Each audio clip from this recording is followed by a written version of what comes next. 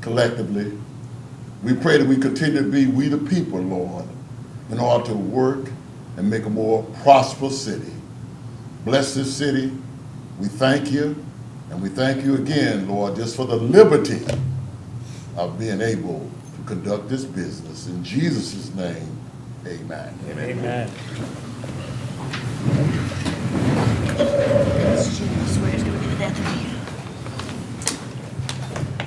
Beginning with item 1.3, approval of minutes from the regular meeting of Board of Mayor and Aldermen held September 16, 2025. We have a motion by Alderman Bradley, have a second by Alderman Trotter. Any questions or comments? Hearing none, are we prepared to vote? Let's cast our votes. Anyone care to change their vote? Hearing none, would you tally the votes, please? Motion passes 7-0. Now we enter item 1.4, our public comment period. We have 5 people that have signed up for public comment. I will call your name. You will come to the podium and state your name, and you will have 2 minutes to speak.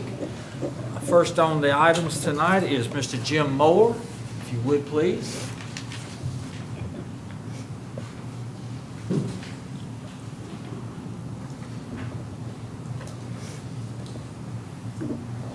Right off the bat here, thanks for having me. Jim Moore with GS Moore & Son. Just wanted to talk a little bit about the parking ordinance and ordinance 25, I guess it looks like that is. I think it's needed. I want to say thank you to Carolyn Durham at the Planning Department for sitting down with us and taking some developer feedback on the front end.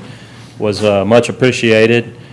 She worked with us on the cottage-style developments, specifically if building a home that won't have a garage. Right now, garages count towards the parking. Personally, I think that's somewhat of the issue, is that people are filling up their garages with their junk and then parking outside and not leaving anywhere else for people to park. You are calling for 3 spaces for a typical home. I know that there is also an ordinance that does not allow parking in front of the home, so anxious to see how that plays out. I really like the idea of the parking pads dispersed throughout the new neighborhoods. But I will say, at some point also, I don't think it's necessarily the city's responsibility to legislate.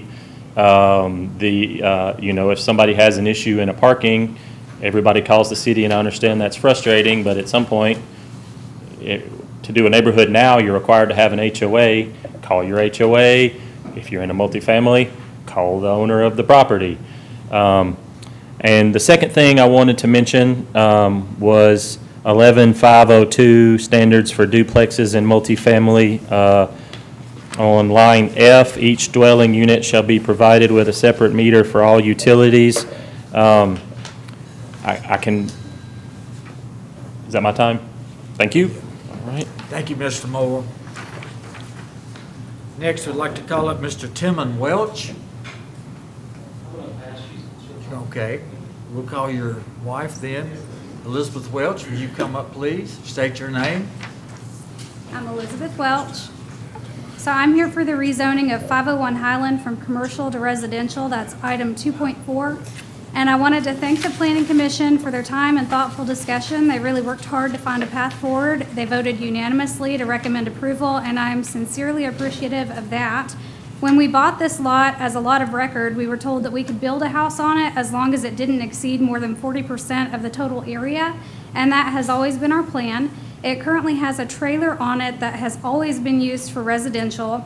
The lot doesn't make sense as commercial. It's surrounded by homes, located on a side road, and has no space for parking. It would not be a desirable or practical location for commercial. When I re-listened to our last meeting with Planning and Zoning, a few points stuck out. The city manager mentioned that this was an unintended consequence of the comprehensive plan. The lot isn't a good fit for commercial use and probably shouldn't have been zoned that way. In fact, it has no real value or commercial value, as everything surrounding it is residential. And if I grabbed one of your sentences out of context, I apologize. It was during an open discussion. It was also noted that this parcel was grouped into commercial by mistake, and that this would be an opportunity to correct that error. So I hope that remains the case, as this adjustment would be a positive step for us. We currently have a single-wide trailer on the lot, and we would like to remove it and build a home that fits the neighborhood. Todd Bollinger has provided a survey showing how a house can be built within the required setbacks, and we have that with us today. So if you wanted to see it. It's not on that. I tried to turn it in, and they told me that they couldn't get it on it, so. Do But you have that's a it. copy to pass out to each one of us? No, I just have one. The first one, it's hard to read because it's little, so I blew it up. Okay. If you But- just hand it to Alderman Harris, and he'll pass it through. And that was it for me. Thank you. Do what?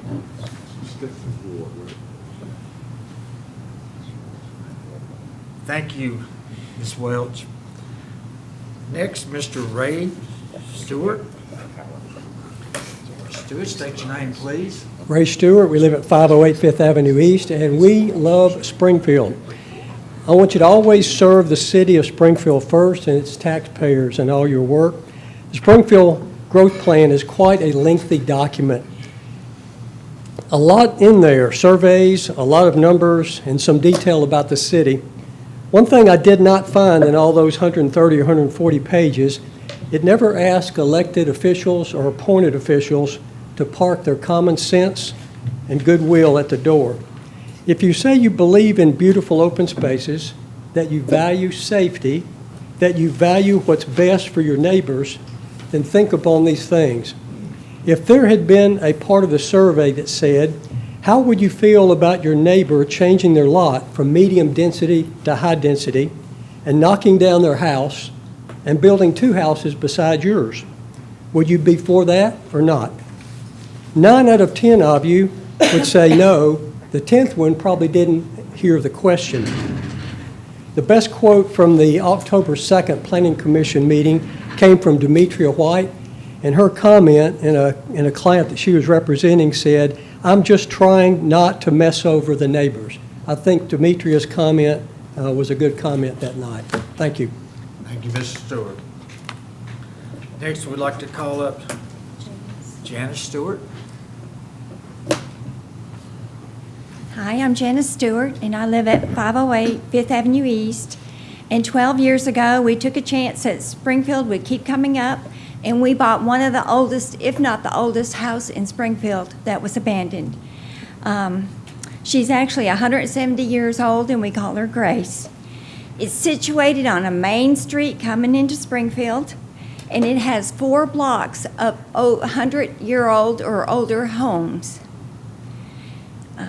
And we were told the historic district would continue on and include us, but they stopped at Memorial.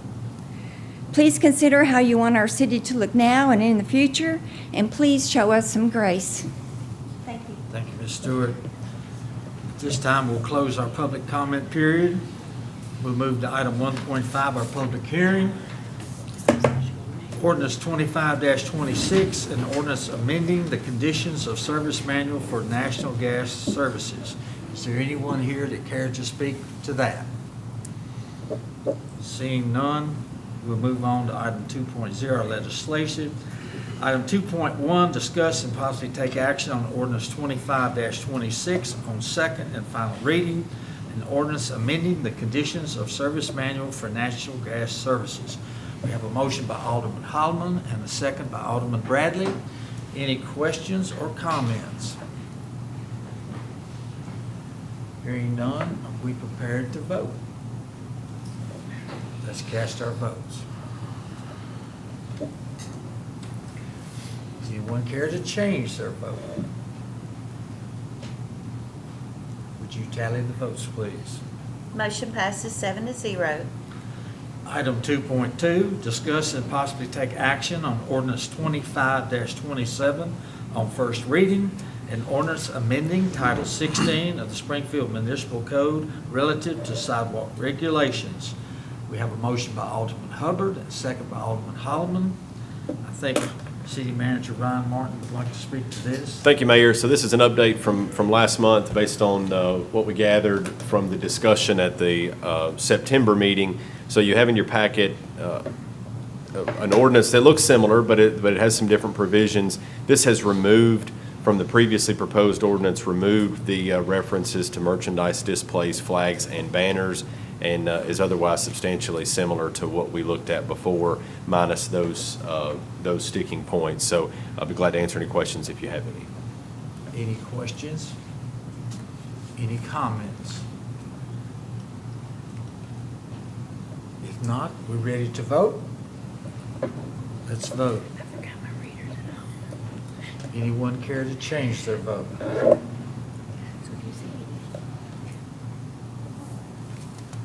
Would you tally the votes, please? Motion passes 7-0.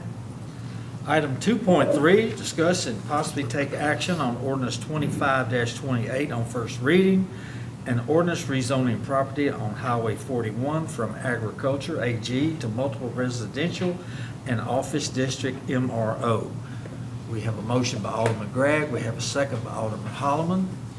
Any questions or comments on this item? If not, are we ready to vote?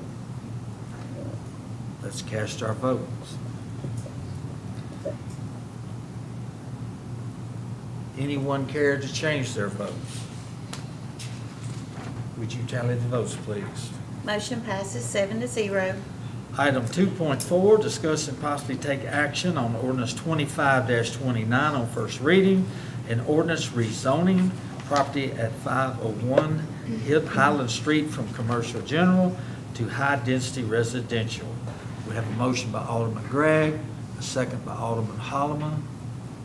Ryan, you have, Ron Martin, City Manager, has something to say for this? Yeah, thank you. So I want to kind of explain what's going on with this one, if you will, just a moment. And the speaker kind of summed up what my comments were at the Planning Commission level very, very well, very, very succinctly.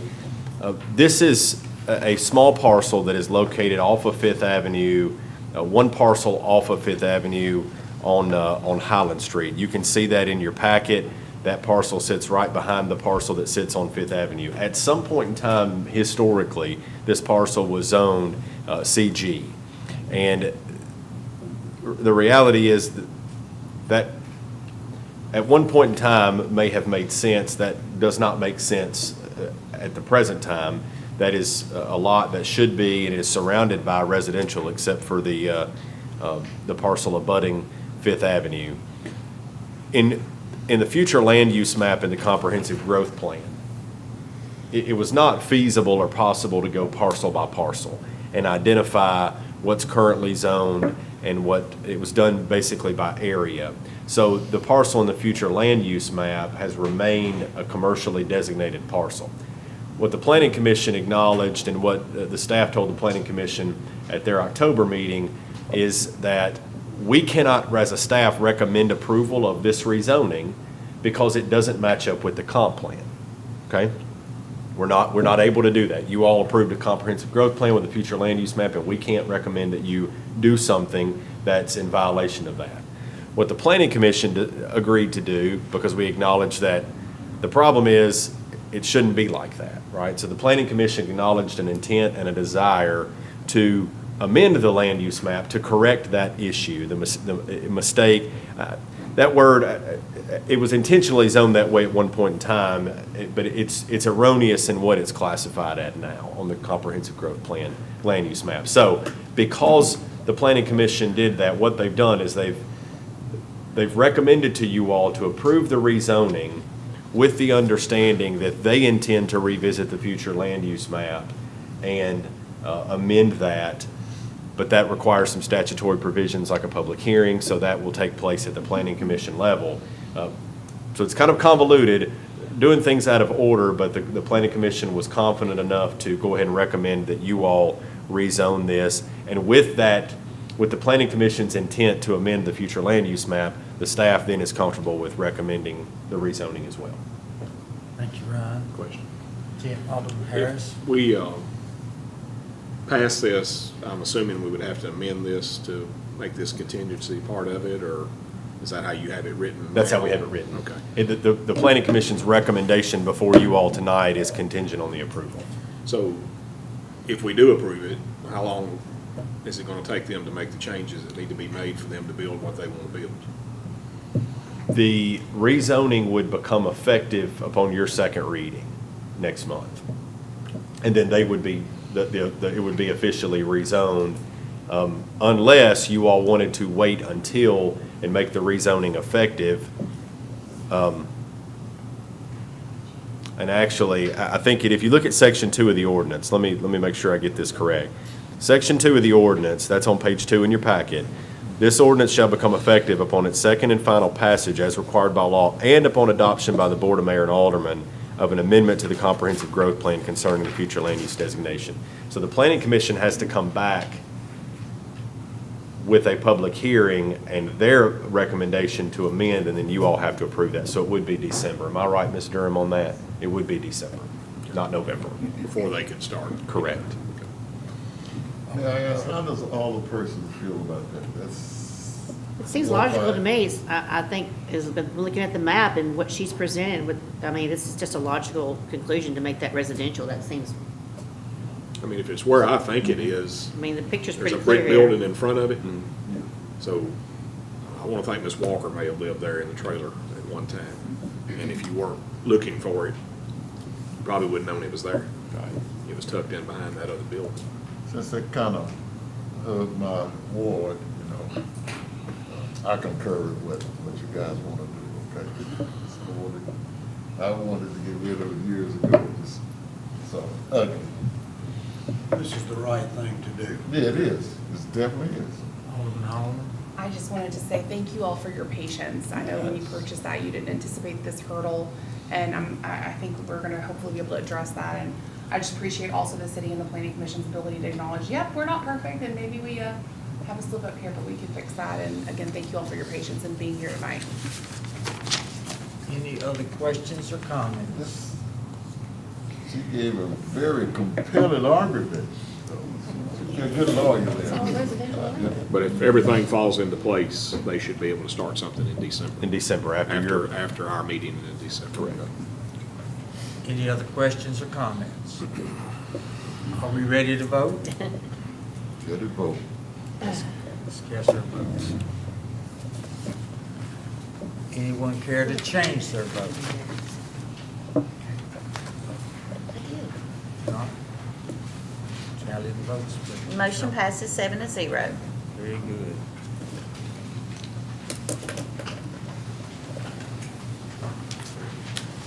Moving to item 3.3.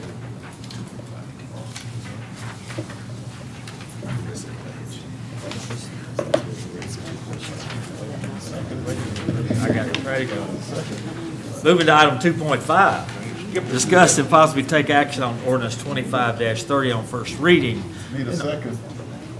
An ordinance amending section 11-812 of the Springfield zoning ordinance entitled Sidewalk Cafe Overlay Zone. We have a motion by Alderman Hubbard, second by Alderman Gregg. I think City Manager Ron Martin has something to say to this. Thank you, Mayor. This is, we talked about this before, and I told you this was coming. The Planning Commission did evaluate this and recommend that you all approve this as well unanimously. This is extending the Sidewalk Cafe Overlay Zone.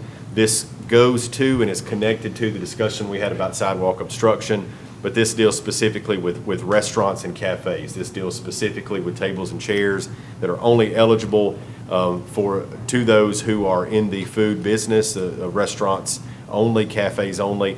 That boundary will now be extended to encompass if you all approve this ordinance, the entire square, and also take the boundary on South Main Street where it was from 5th Avenue to 7th Avenue, take that all the way down to Central, and also include the section of Batts Boulevard north of Central Avenue. So it encompasses all of downtown, if you will.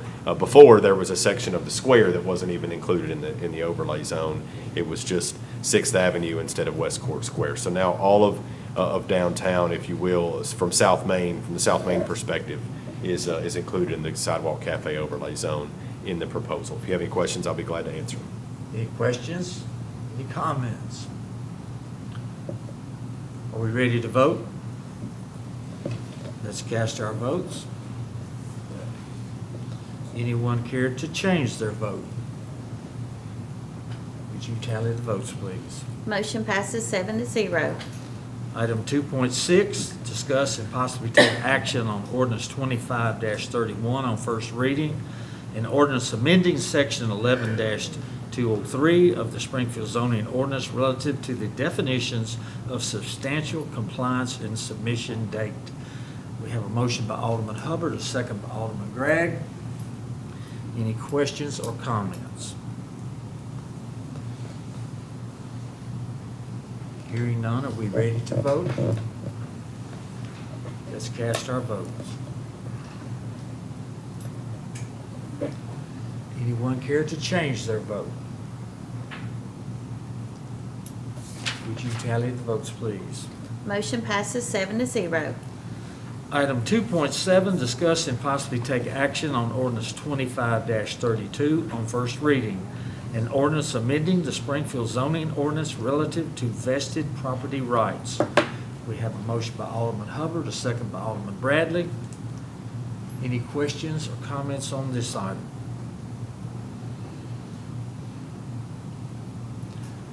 Are we ready to vote?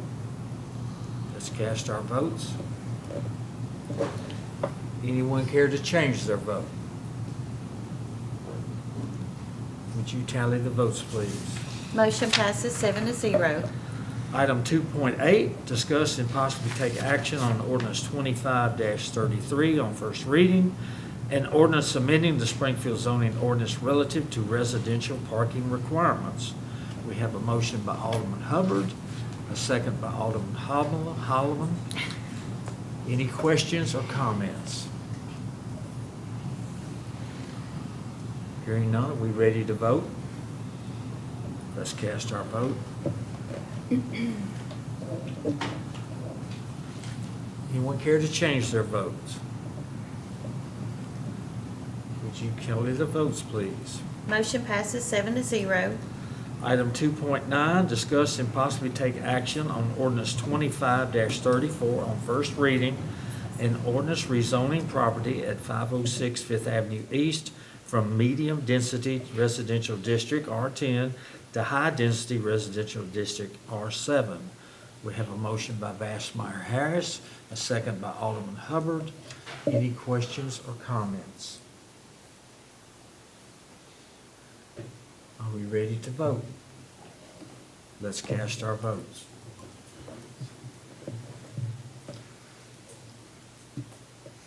Anyone care to change their vote? Would you tally the votes, please?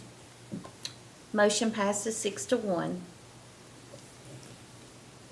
Item 2.10, discuss and possibly take action on Resolution 25-19, a resolution accepting a grant from the state and local cybersecurity grant program.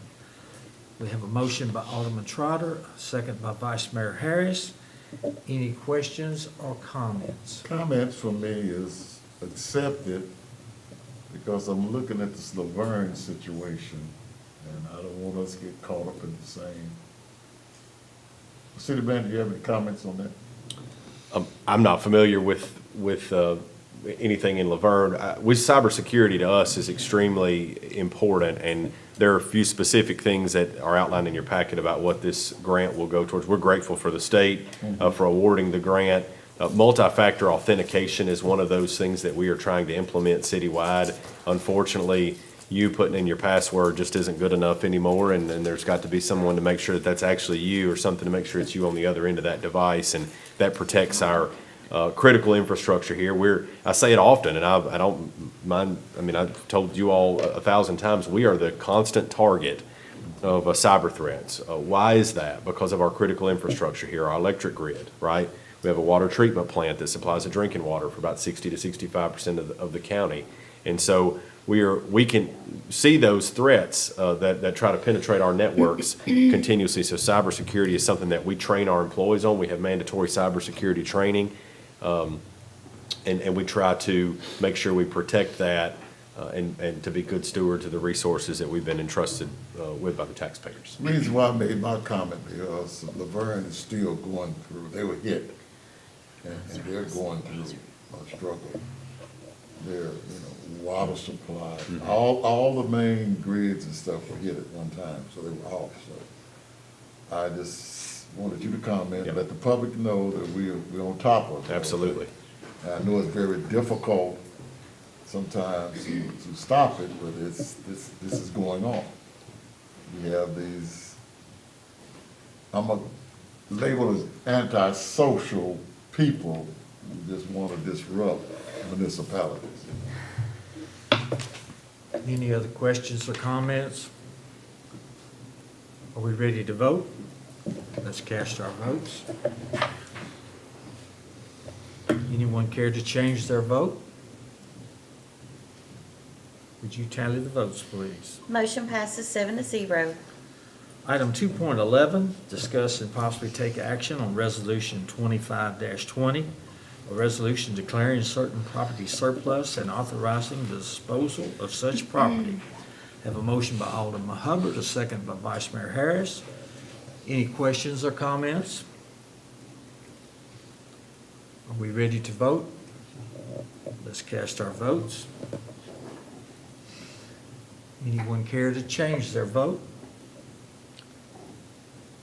Would you tally the votes, please? Motion passes 7-0. Item 2.12, discuss and possibly take action on Resolution 25-21 on first reading, a resolution annexing and zoning property on William Batson Parkway to multiple residential and office district MRO. We have a motion by Alderman Hubbard, a second by Vice Mayor Harris. Any questions or comments? Hearing none, are we ready to vote? Let's cast our vote. Anyone care to change their vote? Would you tally the votes, please? Motion passes 7-0.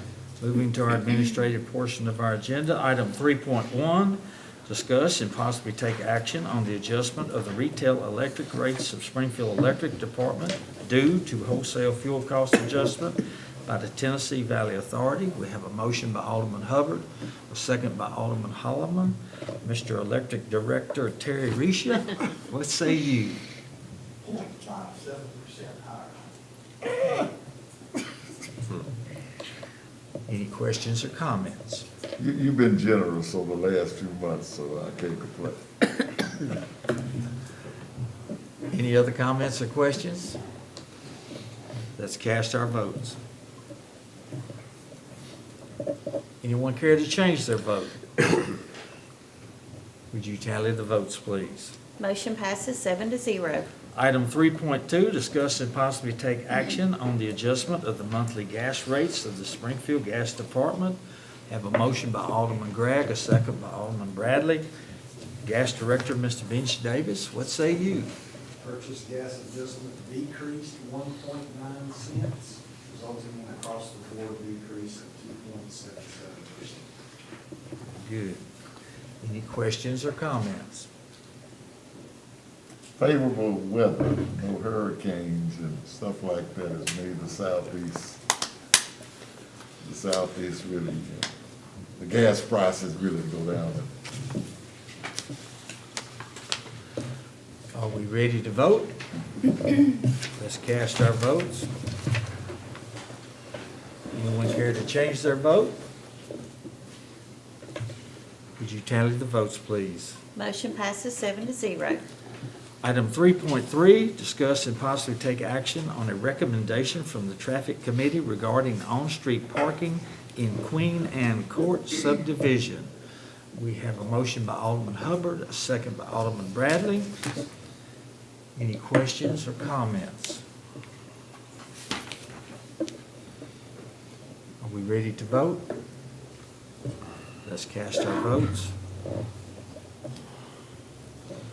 Anyone care to change their vote?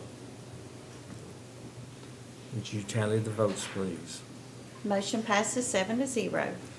Item 3.4, discuss and possibly take action to issue a certificate of compliance to Good Habit located at 508 South Main Street.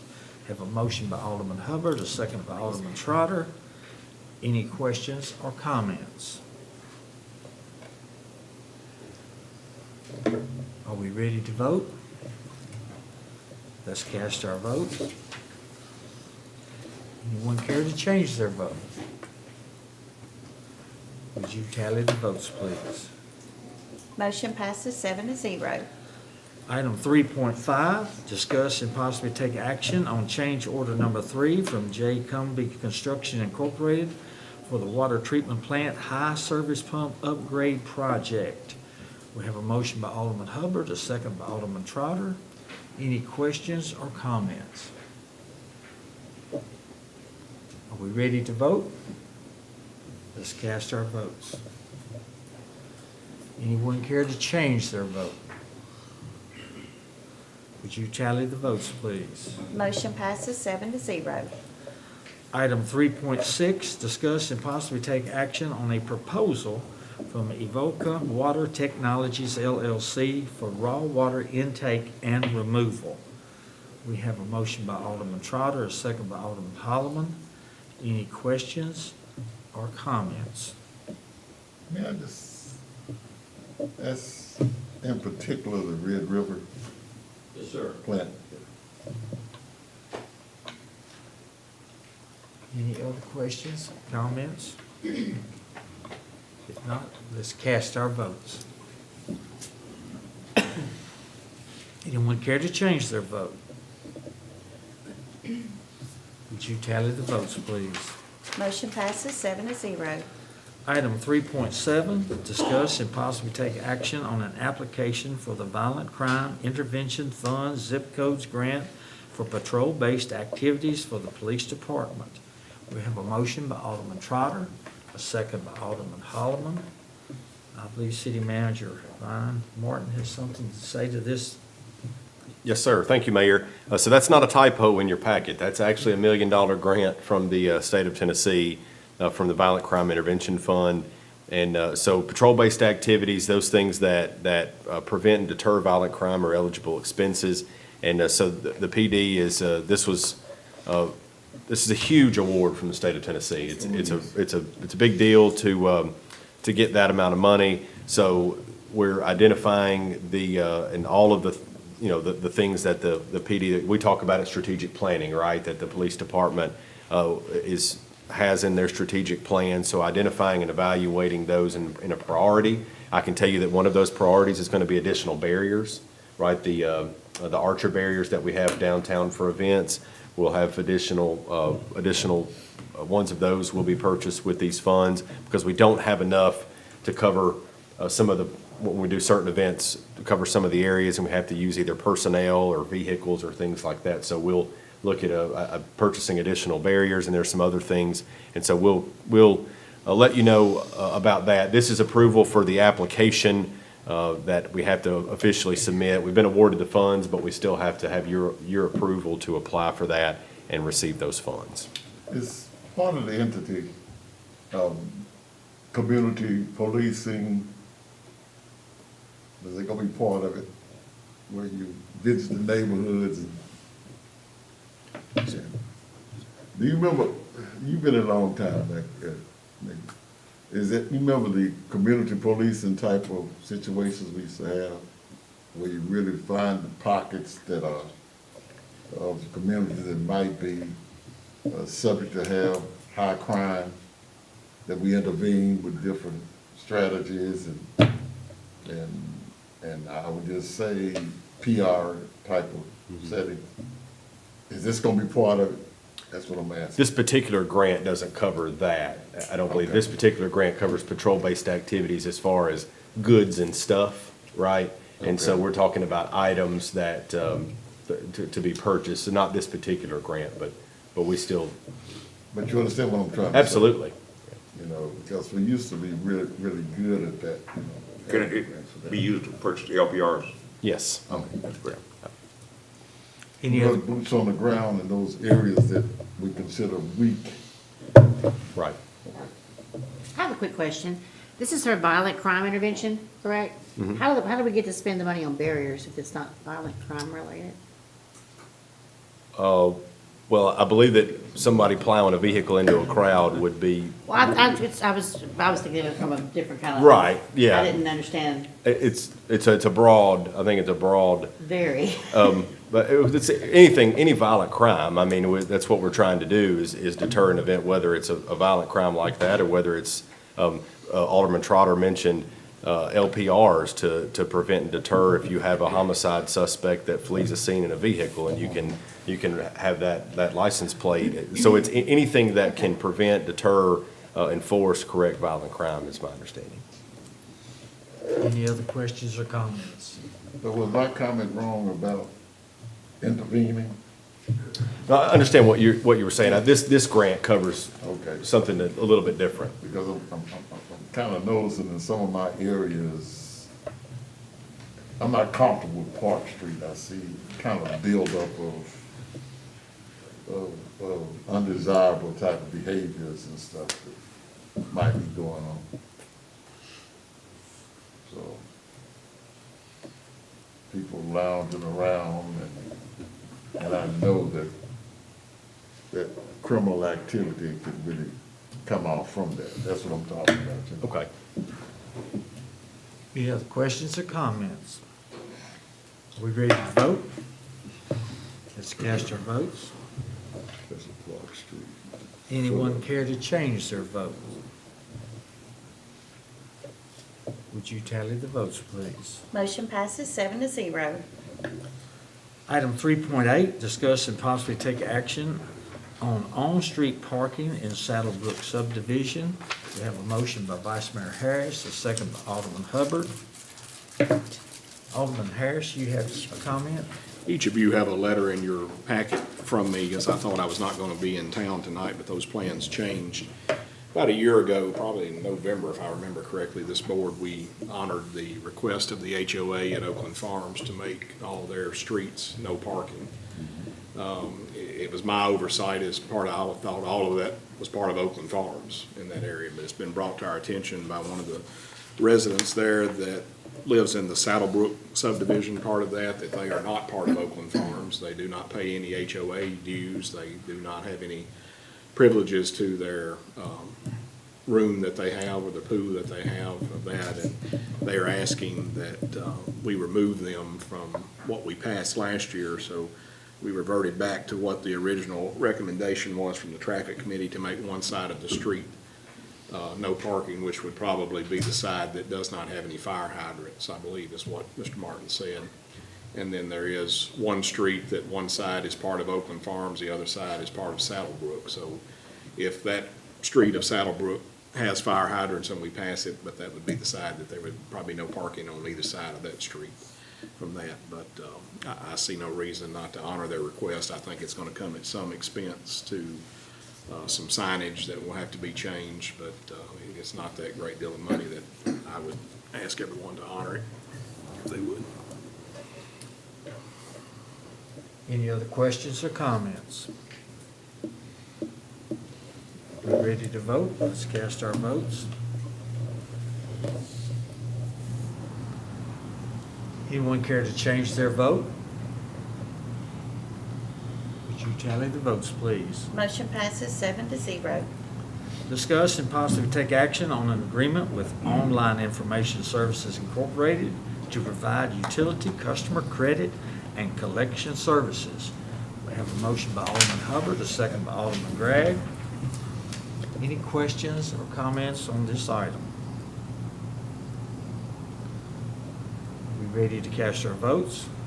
Let's vote. Anyone care to change their vote? Would you tally the votes, please? Motion passes 7-0. Item 3.10, discuss and possibly take action on an easement acquisition for the Highway 257 water line replacement project. Motion by Alderman Hubbard, a second by Alderman Holloman. Any questions or comments? Are we ready to vote? Let's cast our votes. Anyone care to change their vote? Would you tally the votes, please? Motion passes 7-0. Item 3.11, discuss and possibly take action on a change order with Groves Electrical Services for the district substation upgrade project. I have a motion by Alderman Trotter, second by Alderman Hubbard. Any questions or comments? If not, let's cast our votes. Anyone care to change their vote? Paying attention here. Would you tally the votes, please? Motion passes 7-0. Item 4.0 is our consent agenda. Mayor, without objection, I move take as one. All righty. Second. We need a second. Yes. We need a second for that. Alderman Trotter. Gotcha. All right. Are we ready? Any questions or any comments? If not, let's cast our votes. I think we gotta make a motion. It's not letting us. The motion needs to be recorded first.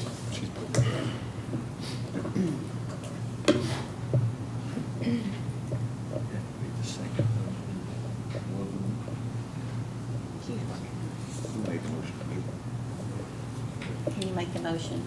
Make a motion.